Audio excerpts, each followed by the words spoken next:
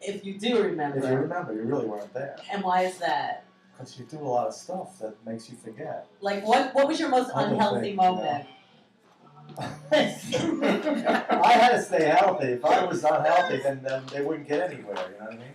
Well, did you organize their unhealthy needs? No, I organized their healthy needs.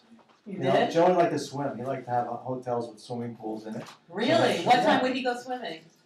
Before the show, you know. Ah, that's so cool. So he liked to do that. Would he swim when other people were in the pool too, or did he have to have it by himself? There were people in the pool, and when he got in, they usually got out of the pool. Really? He scared them away?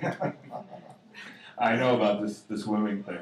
Yeah. Because I think Richie also used to swim with them, right? Richie Ramone? Well, you know, Richie, but nobody else really. Richie liked to play golf every once in a while. On the road, he'd wander off and play some golf. He's a golfer.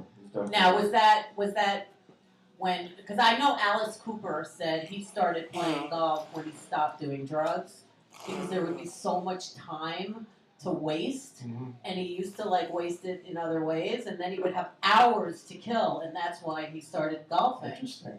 That's nice. It made a lot of sense. It does. It does. Yeah. So was Richie like clean then, or like? Richie really didn't party so much. It was Dee, Joey at times. Those were the heavy partiers. Yeah. Well. Oh, well, they're with us right now in the other realm. They're floating around. Well, I have to tell you, I went on Twitter and I told people to actually send me questions. Oh. For Monte. For Monte. Interesting. Okay, nice. So I have a couple of questions from the people. Okay. Twitter questions. Okay. Cool. One question somebody said, who would you trust driving the van if you and the roadies were incapacitated? What, Ramone? Johnny. Johnny would be the one, right? Yeah. We let Mark drive once, and that was a big mistake. What happened? He's not a good driver. Did you end up in trouble? No. We just, wasn't comfortable. Everyone was holding on to their seats. Yeah. Okay, next question that I got. What Ramone gave you the most difficult time and why? Over the years, there were 8 different Ramones, so they all had their little crazinesses. I think Dee was probably the most problematic. That's probably. Joey was, had a few things with him that were difficult, but all in all. Can you give one example? With Joey? With both. Well, Dee just the amount of drugs he would do. I mean, he would demand that if we're going overseas that I had to call a promoter up, say in like England, and he had to be at the airport with his hash and pot, or else he wouldn't come on tour. And he OD'd a few times on the road. That wasn't pleasant. Going to hospitals and digging him out there. Luckily, he survived that. Would he go on the next day? Yeah, he was pretty hardy at that. Yeah. He could do a lot of drugs and still perform. Yeah. That's an amazing trait. Well, it's weird, but it's kind of like a trait that is kind of common, I think, in certain types of people like him. Yeah. Right. That sounds good. Yeah. Okay. All right. The next one. Who told Elvis Ramone to keep his day job?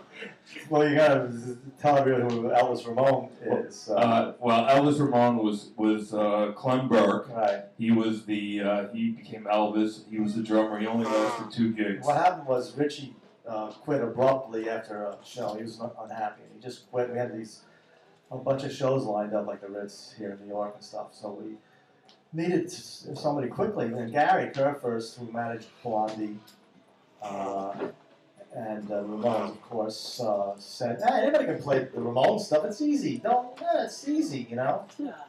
So, Clem was a big, friend of ours. We knew him from the CGB's days in the neighborhood and all that. And Blondie, and they were not doing anything at the time. So he said, "Yeah, I'll give it a shot." The problem was, he's a great drummer, but his style was totally different from the Ramones style. When Tommy quit, well, he left the band. He actually had to train Marky. It took about a month to train Marky in the style that Tommy actually developed this drumming style. Tommy was a guitar player, and he sat in and developed this drumming style. So when he left, he took about a month to train Marky in this particular style. It's not really a drumming Yeah, it was style. harder than it looked. So Richie quits, and then Clem comes in, and we didn't have enough time to really rehearse with him. So it was kind of rough. A couple of shows. He played 2 shows, and Marky came back. Because the Ritz was Second always, time Marky it was came always back. a weekend at the Ritz. Well, it wasn't a rich show. I like there was 2 shows, like somewhere in Jersey and Providence. It was small shows, so it wasn't. By the time Marky came back, we actually postponed the shows and the bigger shows, and Marky came back and fit right back in again. It's the second time he came back in the band. Wow. Wow. I know that the drumming is really physical to play, and I think what you're saying is, you know, like you can be a drummer, but if you're not like But that you see, style. good drummers make it look easy. The thing And is, that's, Yes. and so when people make it look easy, other people think they can do it. Right. But that's well, like, everybody thinks the remote it's easy to play. That's nothing. It's not. It's really not. It was really something. It's more- very physically demanding Yeah. music. Right. You know.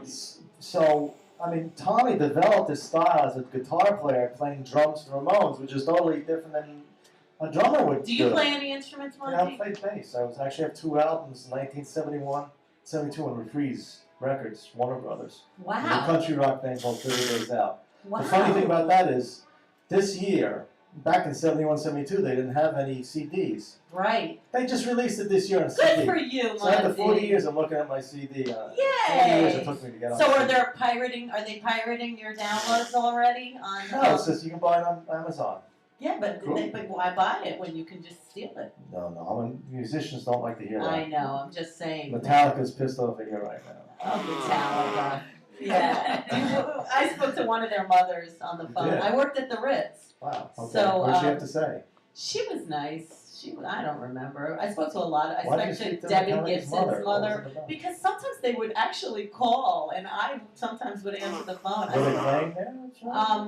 No, but they were coming to some party for some Oh. band that was coming, and she was trying to find him. Where's my boy? Yeah, exactly. Exactly. I don't want to hang around with those What are the Metallicas. Twitter- Okay, another one. Did you ever lose a Ramone in a department store? What? Did you ever lose a Ramone in a department store? No, it's Or in easy the to see mall. Joey In the because he mall. stands In the up and mall. so tall. I can see him at the other end of the store. There he is over there. Right. They didn't go to any department stores. He so I would didn't do. have to Would worry you? Would about you that. shop for them? Yeah, I'd tell you if they needed something. I'd go for Yeah. it, sure. Monty would go shopping. That's part of the tour manager Exactly. job. Yeah, What did they want in every location? Did they ever want like one item at every stop? Well, on the rider we had Yoo-Hoo. Okay. Yeah. So you'd have to go find it? No, Or you that was have part of, it? that was on our rider. Right. You know the rider. But of what would course. you have to go get them? Because Nothing. I'd make sure the promoters and the club owners got everything that we needed. in Oh, so you advance. didn't need anything in the So it hotel. was just sitting in the dressing room. Yeah. But on the way home, didn't Johnny want his milk and Everybody, cookies? yeah, they all. You had to stop off at the 7-Eleven, right? They had a crazy little tradition that John started, and they all follow. And after the show, they have to stop in a 7-Eleven or something like a 7-Eleven, Stop and Shop, a Piggly Wiggly, all those crazy little stores, which were open 24 hours in the United States. So they all, after the show, they had to go. John had to go there and get milk and cookies. Believe it or not, Is it The other a guys would just certain wander kind around of and- cookie? it's chocolate chip usually. Yeah. Yeah. All right. Okay, another one. Okay. These are good questions. It was pretty interesting. Hey, one Twitter guy said, "I am an up-and-coming guitar player. I would like to know how the other Ramones got their gig into the band." So, in other words, I think what he was trying to say is after Well, when it started to when they wasn't- started it to wasn't- change personnel. Well, it wasn't really the other one. I mean, the core band, Tommy, Johnny, Dee Dee, and Joey grew up together, so they formed the band. Right. Then then we had drummers come in, like Marky left. When Tommy left, Marky came in. Marky left, Richie came in. When Richie left, Tommy came in. I think- Clem came in. Clem left, Marky came back. Right. And Dee Dee left and CJ came in. So what's the question? But the question is how did they get the gig? How did they? In How other did words, the drummers get the gig? how did they find out about the gig? Well, we saw it when Tommy said he's going to leave.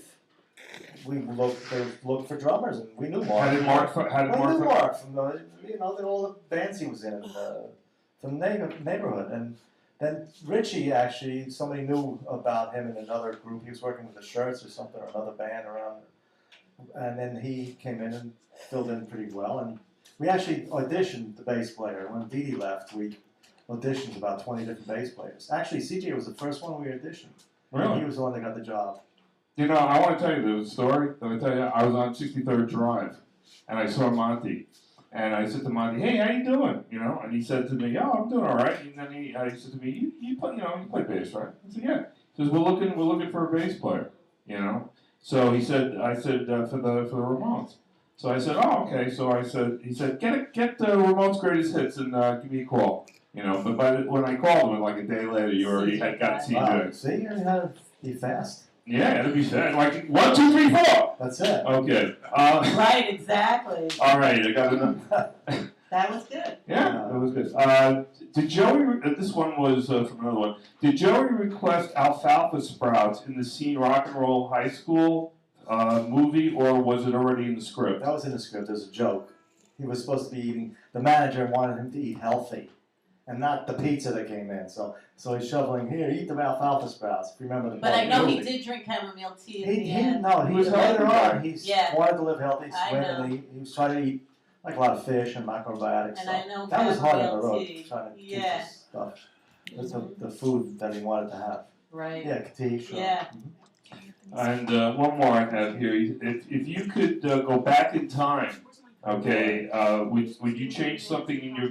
If you could change something in your book that happened back in time, what would you change?